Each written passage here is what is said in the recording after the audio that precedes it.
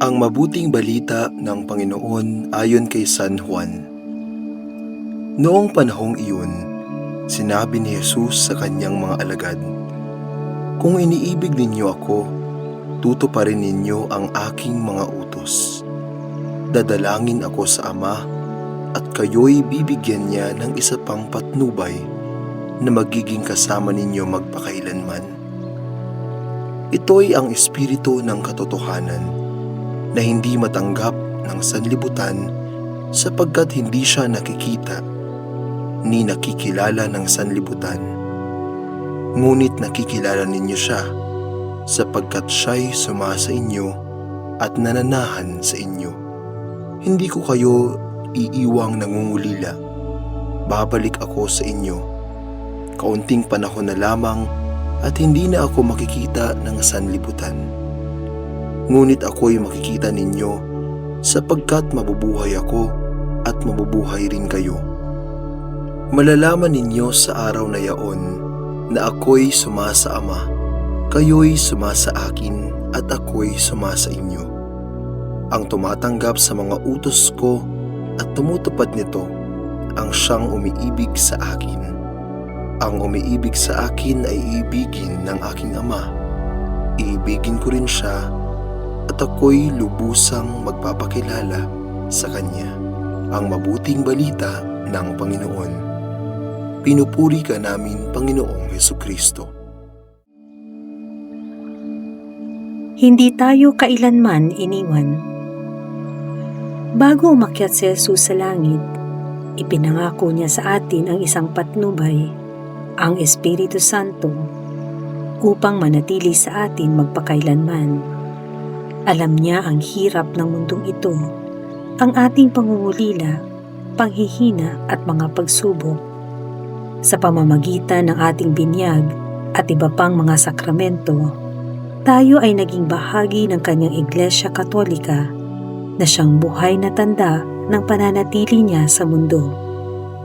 Sa bawat kumpisal ng ating kasalanan, sa bawat pagtanggap natin sa kanyang katawan at dugo sa banal na Eukaristiya, at sa bawat pananalangin natin sa kanya, muling ipinaaalala niya sa atin, "Hindi kita iiwan, ikaw ay akin." Hindi tayo estranghero sa kanya. Kilala niya tayo, higit pa sa ating pagkakakilala sa sarili. Tayo ay kanyang tinubos sa pamamagitan ng kanyang kamahal-mahalang dugo bilang patutuo kung gaano tayo kahalaga sa kanya. Ngunit ang ating pananampalataya ay hindi natatapos sa pagtanggap lamang sa kanyang pag-ibig. Kung tunay nating iniibig si Jesus, susundin natin ang kanyang mga utos. Hindi sapat na sabihin nating mahal natin siya. Kailangan itong makita sa ating mga kilos at pamumuhay. Ang Espiritu Santo ang nagpapalakas sa atin upang mamuhay tayo ayon sa kalooban ng Diyos at maging mga saksi ng kanyang pag-ibig sa isang mundong madalas siyang itinatakwil. Minsan, mahirap matindigan sa ating pananampalataya. Maraming tukso, maraming pagsubok, at may mga pagkakataong tila nalalayo tayo sa Diyos. Ngunit hindi kailanman lumayo si Jesus sa atin. Lagi siyang naririto, naghihintay, umaabot, at nananahan sa atin sa pamamagitan ng Espiritu Santo. Kapag tayo ay naduduwag, siya ang ating lakas ng loob. Kapag tayo ay naliligaw, siya ang ating liwanag. Kapag tayo ay nangangamba, siya ang ating kapanatagan. Sa mundong puno ng ingay, pagkakawatak-watak at kawalan ng direksyon, paalala sa atin ng ating Panginoon, "Ako ay nasa inyong at kayo ay nasa akin."